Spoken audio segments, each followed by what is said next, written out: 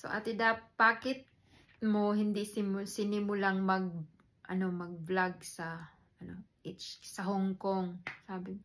Kasi guys, hindi pa ako motivated na gumawa ng videos, mag-video sa sarili ko to para alam mo yon, i-post sa social media. Ang social media ko noon is for like lang siya, for wala lang, social, yung bubuksan mo, titingnan mo kung hindi ako mag-upload, kung gagala ka, kung ganun lang siya. But it's not the same now na I have to post something kung may magtanong. Kasi 'di ba, if they're going to ask me again, I'm just going to send the videos, and then it's just so easy and quick to do than responding them through chats and texts.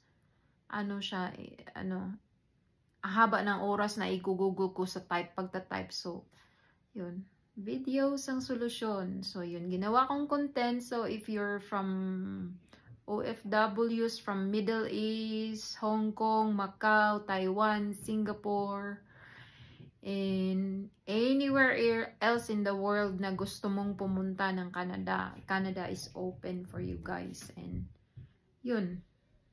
Canada ang mag-a-accommodate sa inyo, hindi ako. So, I'm just helping through my experience, and then I'm just sharing what I did para para makales kayo sa gastusin, and then yun, kung anong dapat gawin. Kasi 'di ba, if you're going to rely sa agency and consultants, and then kung may pera ka, then it's okay. Basta it's completely up to you. Hindi wala namang sa pilitang mangyayari. So, yun po, if you're planning to come here, Canada is open and it's big, so you can come here actually. So, the immigration will mag-a-approve ng documents mo. It's not me.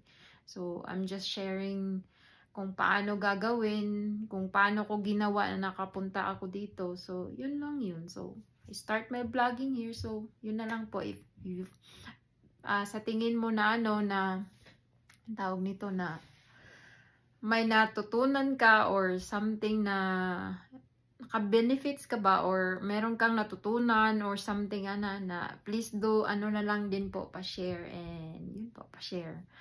Baka may gusto or ganyan. So, it's completely up to you po. Maraming salamat for watching, and may God bless you po.